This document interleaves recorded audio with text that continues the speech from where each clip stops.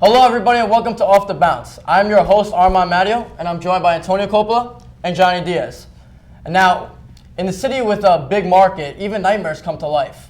The New York Knicks and the Brooklyn Nets have just began their preseason, and there's many questions and concerns revolving both of these ball clubs right now, so let's get into the Big Apple's teams.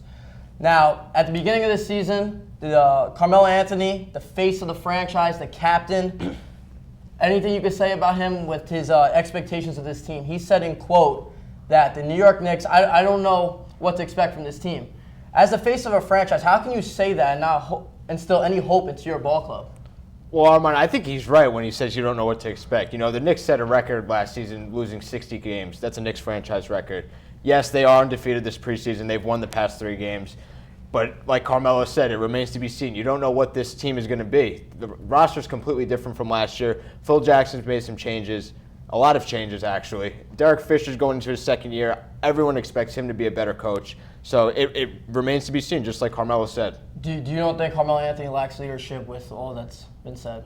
Well, I think Carmelo has been criticized a lot, not only for his lack of leadership, his lack of ability to pass the ball at times. He is considered a scorer, but I think Carmelo, he's just a bit frustrated. You know, this offseason, he's gotten into some Twitter and Instagram spats with fans, defending himself, all the trade rumors. But I think Carmelo, he's going to come out and show why he stayed with New York, and he's going to play real well this year.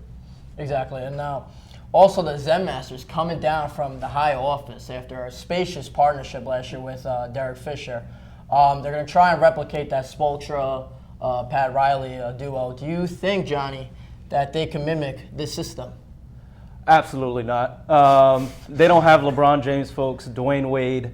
They don't have great players to do that, I mean, especially they work the triangle offense when the Zen Master was the Los Angeles Lakers, but can they do it in New York? Absolutely not, because they don't have a big center that can play that big role, so no.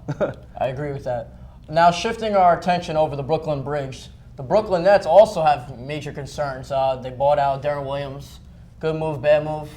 Oh, it's a good move for the Nets. You got to move on from a player like Darren Williams, who has been nothing but frustrating and disappointing to both the fans and the organization.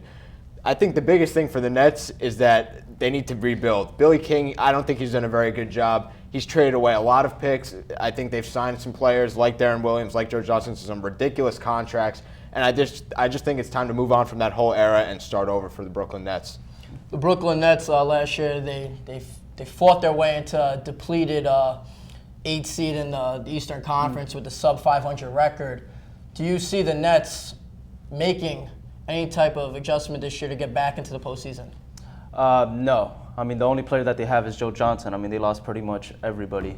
Right now, it's just looking to just rebuild. I mean, when you're rebuilding, you're not going to do your best. So I really don't see them making it to the playoffs, not even the 8th spot. So it's just going to take time, I think, for years to come. So. All right, everybody, that's going to conclude our segment for today. I'm your host, Armand Madeo, joined by Antonio Coppola and Johnny Diaz. For more sports information, you can check out NewYorkSportsMachine.com. Thank you.